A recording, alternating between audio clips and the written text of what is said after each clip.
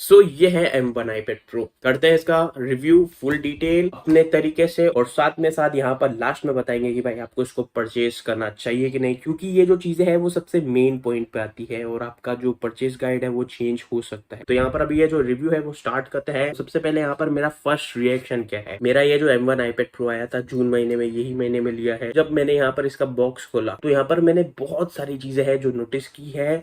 कुछ ही चीजें बताता हूँ। देखो भाई, ये लाइटर वेट है मेरे पुराने आईपैड के कंपैरिजन में, तो भाई बहुत ही पतला है। यहाँ पर मैं एक चीज बता देता हूँ, मैंने आईपैड सीरीज को छोड़ दिया था। जो यहाँ पर अभी थर्ड जनरेशन आईपैड आया था A5X और रेटिना डिस्प्ले के साथ, वो यूज करता, ठीक ठाक चलता था, कोई इतना इशू नहीं होता था। बट यहाँ पर जब M1 आया तो मैंने सोचा कि भाई चलो वापस से रीशिफ्ट होते हैं, कुछ चीजें एक्सपीरियंस करते हैं। यहाँ पर जो पुराना मेरा आईपैड में जो iOS चलता था वो अलग था और यहाँ पर अभी जो iOS है वो थोड़ा अलग हो चुका है, मतलब जमीन आसमान का फर्क है। यहाँ पर मैंने कुछ चीजें नोटिस की है जो आपको बता देते। जब यहाँ पर अनबॉक्सिंग किया तो मैंने सबसे पहले यहाँ पर अभी इसकी जो बिल्ड क्वालिटी है वो देखी। एल्यूमिनियम फ्रेम मिलता है, 6000 सीरीज ऑफ एल्यूमिनियम मिलता है।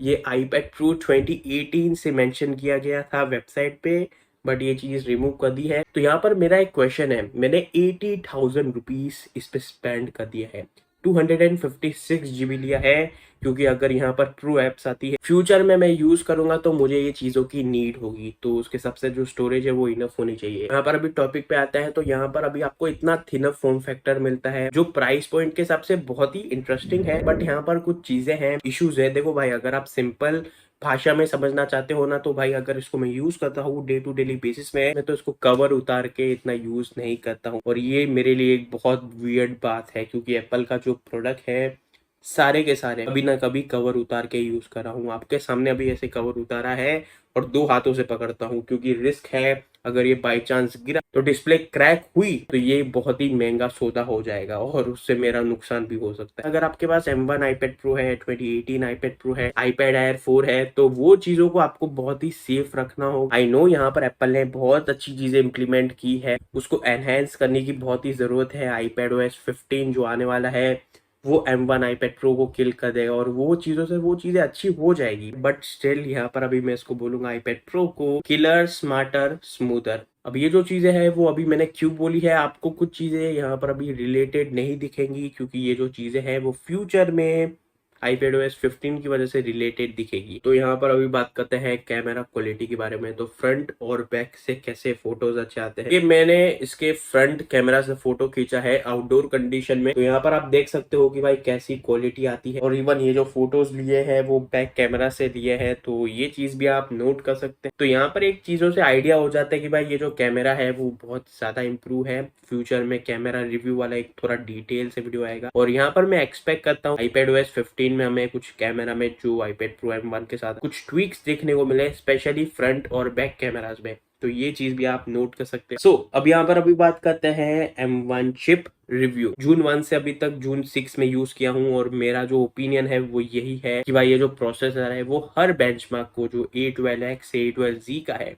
वो किल कर देता है। यहाँ पर अगर आपके पास एक हायर स्टोरेज में मतलब 1 TB में होगा तो 16 GB होगा, तो वहां पर भी आपको इश्यू नहीं मिलने वाला है। इवन जो मेरा ये 8 GB रैम वाला है 256 GB का iPad Pro M1 वाला, वो बहुत ही अच्छा खासा बेंचमार्क देता है। तो यहाँ से एक आइडिया हो जाएगा कि भाई 4 साल तक तो मिनिमम इसमें कोई लैगिंग इश्यू तो नहीं आएगी। यहाँ पर अगर आप मुझे जानते हो बहुत टाइम से, तो यहाँ पर जो सॉफ्टवेयर होता है वो हार्डवेयर के ऊपर इम्प्लीमेंट किया जाता है। और यहाँ पर जो कंपनी होती है वो सॉफ्टवेयर को क्रिएट करती है, तो हार्डवेयर के लिए वो एक लाइफ लाइन होता है और उसके लिए वो पाइप लाइन होता है। उससे ही सारी जो चीजें हैं वो वेल ऑप्टिमाइज होती है, जैसे कि डिस्प्ले, यहाँ पर जो कैमरा है और यहाँ पर जो लाइडा स्कैनर है और ऑल दैट स्टफ, ये सारी चीजें होती है। और इवन बैटरी भी इंप्रूव होती है उस वजह से। यहाँ पर एग्जैक्टली इसके ऊपर मुझे बात करना था, पहले भी अभी थोड़ा बहुत बात किया है। बट यहाँ पर अभी जो सॉफ्टवेयर है iPadOS 14, यहाँ पर जो चीजें है ना वो लिमिटेशन के साथ आती है, मतलब कुछ यहाँ पर आपको खास नहीं मिलता है। जो 2020 iPad Pro में मिलता था वैसा ही सॉफ्टवेयर हमें देखने को मिलता है। कुछ यहाँ पर एक्स्ट्रा मतलब सॉफ्टवेयर में ट्वीक्स नहीं किया गया है और मैं एक्सपेक्ट करता हूँ, अभी भी क्रॉस फिंगर कर लो आप भी जो भी iPad Pro 21 यूज करते हैं या फिर मतलब परचेस करने की सोच रहे हैं, उनको एटलीस्ट यहाँ पर macOS का 45 to 50% वैसा कुछ आइकॉन देखने को मिले, रीडिजाइन हो जाए और यहाँ पर हमें कुछ तो प्रो एप्स देखने को मिले और वहां पर भी कुछ लिमिटेशन हो जाए, जिसकी वजह से यहाँ पर जो मैकबुक है और जो iPadOS है उससे थोड़ा डिफाइन किया जा सके। देखो भाई, यहाँ पर अगर एप्पल इसको बना भी देगा ना end of the day, macOS जैसा लुक एंड फील वाला आईपैड प्रो, तो भी यहाँ पर जो मैकबुक का जो मार्केट शेयर है वो गिरने नहीं वाला है, क्योंकि यहाँ पर मैकबुक के पास ऑब्वियसली हर बार एक प्लस पॉइंट रहता है, एक अच्छा प्रोसेसर और एक अच्छी बैटरी और अच्छा स्पीकर और अच्छा कीबोर्ड और एक अच्छा ट्रैक पैड, अच्छा IDV1 मिल जाता है, जो इसमें कुछ ऐसी चीजें नहीं मिलती है। आई नो यहाँ पर अगर आपको कीबोर्ड खरीदना है वो भी आप खरीद सकते हो, उसको हर एंगल से वहां तक पहुंचा सकते हो, बट वहां पर जो चीजें है ना वो अलग काम करती है। तो यहाँ पर ऐसा कुछ कंज्यूमर है जो इसको मतलब खरीद लेंगे, मैजिक कीबोर्ड लगा लेंगे और एक्सपीरियंस करेंगे, बट वो वैसी फील नहीं देगा, वैसा टोन नहीं देगा और वैसी बिल्ड क्वालिटी नहीं देने वाला है। सो यहाँ पर अभी बात करते हैं 120 हर्ट्ज रिफ्रेश रेट के बारे में। वो थोड़ी इसमें यूनिक तरीके से चलती है और यहाँ पर जो एंड्रॉइड स्मार्टफोन्स है, आई नो उनका जो 120 हर्ट्ज का जो फीलिंग होता है, टोन होता है, जो टच सैम्पलिंग होता है वो अलग तरीके से काम करता है, क्योंकि वहां पर जो सॉफ्टवेयर है वो हार्डवेयर जो है वो एप्पल का नहीं है और यहाँ पर जो चीजें हैं वो एप्पल ने दी है। वो यहाँ पर जो 120 हर्ट्ज है वो लाइक मक्खन जैसे काम करता है। तो यहाँ पर जो मेरा जो नोट्स का काम हो जाता है, जो बाकी सारी जो ऑल दैट स्टफ जो एड ड्रॉप हो जाता है और यहाँ पर गेमिंग खेलना हो और यहाँ पर जो मूवीज है कंटेंट कंज्यूम करना हो, सारी चीजें प्रॉपर वे में हो जाती है। और इसको मैं स्मूदर बोल सकता हूँ इस हिसाब से अभी, क्योंकि मैंने जो स्टेटमेंट दिया था वो इस पे परफेक्ट फिट होता है। तो यहाँ पर अगर आप एप्पल टीवी का सब्सक्रिप्शन ले रहे हो, जो 1 साल के लिए मेरे आईपैड प्रो M1 में फ्री है और मेरे आईफोन SE में भी फ्री था, तो यहाँ पर जो बाकी सारी एप्लीकेशन आती है जैसे कि नेटफ्लिक्स, Amazon प्राइम आता है, उसमें अगर आप कोई भी मूवी सपोज देख रहे हो तो वहां पर आपका जो एक्सपीरियंस है वो भी अच्छा है, हाई ब्राइटनेस में चला जाता है और इवन हमें यहाँ पर ब्लोमिंग इशू नहीं मिलता है जैसा 12.9 इंच आईपैड प्रो में मिलता है 2021 में। तो ये चीज भी आप नोट कर सकते हैं। तो यहाँ पर अभी जो स्पीकर्स है उसके बारे में बात करते हैं, तो अब ये जो स्पीकर्स है वो बहुत ही अच्छे काम करते हैं। सो ये आप देख सकते हो, एक सैंपल दे देता हूँ। तो इतना बेस वाला ये स्पीकर है, हाई एंड पूरा वॉल्यूम पे रखा है।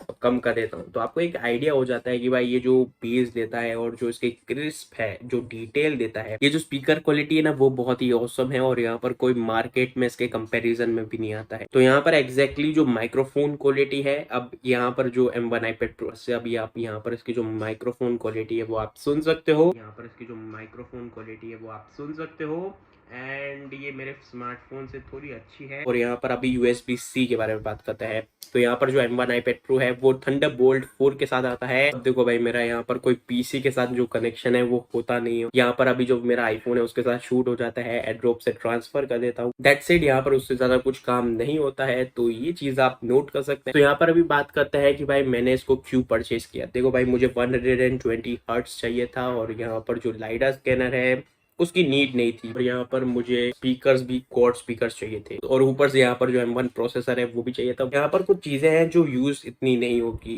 जैसे कि इसका जो थंडरबोल्ट है वो इतना मेरे लिए अभी यूज टू नहीं हुआ है और मेरा इतना कुछ इससे काम नहीं होता है।